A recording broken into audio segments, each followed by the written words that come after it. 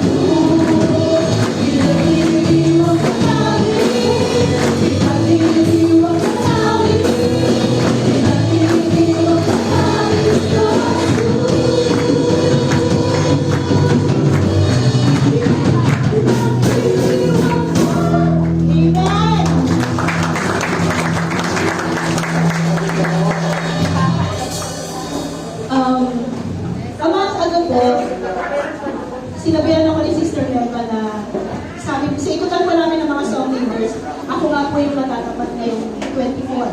So, from then,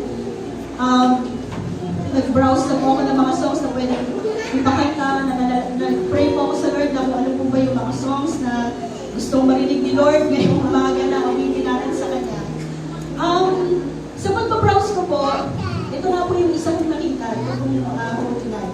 Actually po, bata pa po ako alam ko na itong kanta na ito. If I recall, parang dati pong kinakita ko pa ito, kasama ko sa mga umaawit ng elementary days ko. Ito po Holy Night. And ito malaki po ako, alam ko na rin itong kanta na ito, dahil actually, every Christmas, nakikinig po natin siya. Pero po nang nag-dig deeper ako doon sa song, na mangha po ako, parang naisip ko na, wow, ang dami palang truth doon sa kanta ng Holy Night. Pati po yung author, chinek ko, kung sino po yung nag-compose, ang dami po pala ng meaning ng Holy Night. Gusto ko lang ibigay yung some of the meanings, parang po sa akin, kasi ang dami po nag-strike sa akin yung mga lyrics na doon po sa song na Holy Night. Sige po, pati-flash po natin dito. So, oh Holy Night, sabi, the stars are brightly shining. It is the night over dear Savior's birth. So, dito pa lang po sa unang stanza, napansin ko pa na ipinakikita nung stanza na to, yung pong humble beginning ng Panginoon. Di ba po, yung Holy Jesus na ipinanganak sa manger. Alam naman po natin yung kwento kung paano ipinanganak yung tagapagligtas natin, di ba po? So, parang yung humble beginning, kung iisipin po natin, Panginoon dapat ipinanganak pag-ato, dapat Steve, di ba po? Pero, alam po natin sa sabsaban lang siyang pinanganak, di ba po? Ito pa po yung isang nag-strike sa akin. Long lay the world in sin and error pining. Dahil nga po nagkaroon ng fall of humanity, di ba po na nagkasala si Adam and Eve, yung pong kasalanan ng mundo, talagang nagisna na natin. Tapos sabi po din po, diba, dito, yung in sin and error pining. Kung sinabi po pining kasi, ito po yung parang desperate longing natin sa Panginoon. Kasi nga po, nagkaroon na ng kasalanan nagkaroon na tayo ng distance sa Lord, di ba? At ito po yung isang sa akin na talaga po nagkaroon ng impact sa akin. Yung till He appeared and the soul felt its worth. Nung dumating po yung Panginoon, yung empty soul na meron ng mundo, sabi, felt its worth. Nagkaroon ng halaga. Because of Christ. Because of the birth of Jesus Christ. And then sabi ko dito, a thrill of hope, the weary world rejoices. Ito po yung pinaka-masarap pakinggan. The weary world rejoices. Ang dami pong alalahanin ng mundo, no? Huwag na po tayong lumayo sa buhay lang po ng bawat isa sa atin po, sa bawat pamilya, sa atin po dito sa church. Ito pong 2023, napakadami natin pinagdaanan. Bawat pamilya, separation, death of a loved ones, poverty, relasyon ng mga nasisira, napakadami po nakakalungkot na nangyayari. Pero bakit po sinabi, the weary world rejoices? Bakit nakakapag-rejoice pa rin tayo? Because of that, dahil po dun sa pag-ibig ng Panginoon. For yonder breaks, pag sinabi kong yonder, yung tapong distance, binrake ng Panginoon yun, yung chain, binrake ng Panginoon sa buhay natin yung budget. Dahil nga po sa pagmamahal ng Panginoon sa atin. And a new and glorious work. Yung po hope of redemption na laging pinapa-experience ng Panginoon sa buhay ng bawat isa. Kaya po ngayong umaga, tayo po patuloy na magpupuli sa Panginoon. Anyway, it's Christmas. Marami pong reason to be happy. Hindi lang po nilisan natin makontain yung kabutihan ng Panginoon. Pagkat isipin po natin na matatapos na lang ang taon, may binigay ng Diyos sa buhay na bawat isa. At talagang grabe po yung pasasalamat natin umaakaw. Kaya po ngayong umaga, let us worship the Lord, let us praise the Lord, let us dig deeper to the lyrics of the song, let us meditate, and let us give praise and thanksgiving holy life.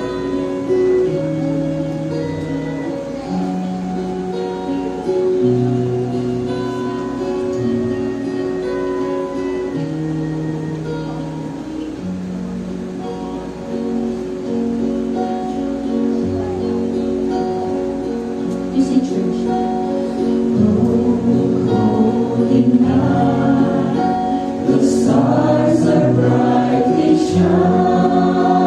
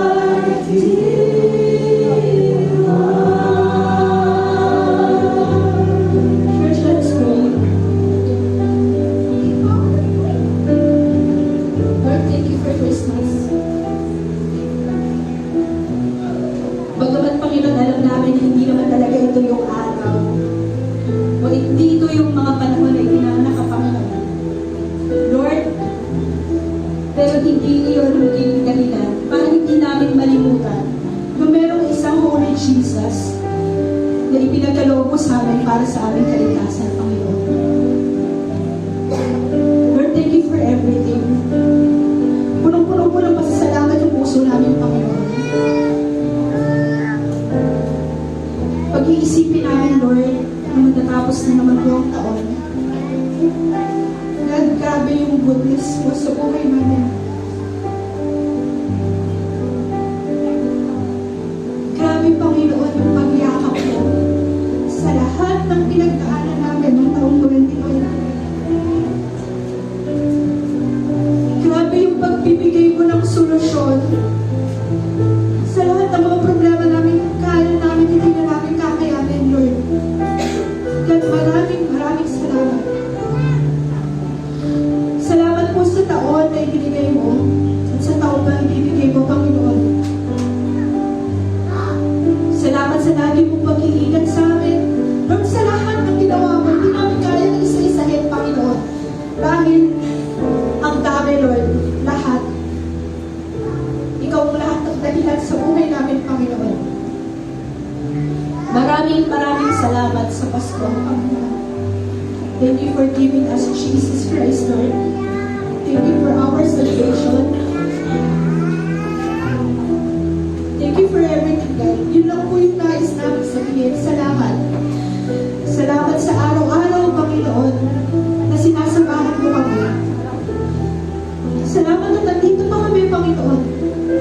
Salamat at nakaka-celebrate pa kami ng Pasko. Salamat at malakas pa kami. Salamat at buhay pa kami, Panginoon. Salamat at kasama pa namin yung pamilya namin, Panginoon Diyos. Salamat at nakikita pa namin ang bawat isa, Lord, na nandito ngayon. Kami pong magkakapatid, Panginoon, dito sa church. We thank you. Thank you, Lord, for everything. Pinupuri ka namin. Labis ang aming pagpapasalamat ngayong araw na ito, Panginoon. So, bago ito, Lord, pinagpipray namin na patuloy mo kaming tulungan. Lord, ay sa mga araw pang ibibigay mo sa buhay namin, sana, Panginoon, we are praying na paggawa namin lagi yung kalooban mo.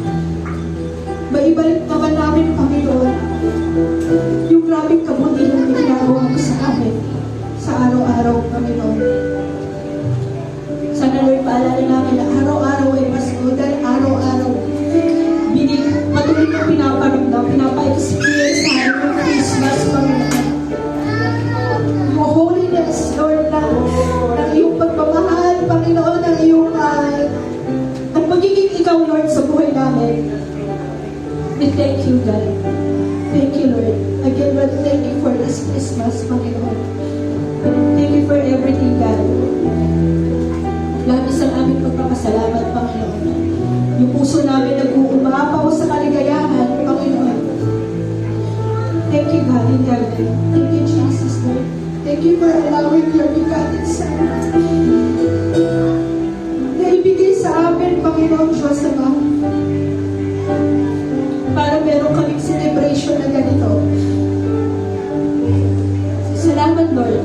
Salamat sa Pasko. Hindi kami magsasawang magpasalamat sa iyo, Panginoon.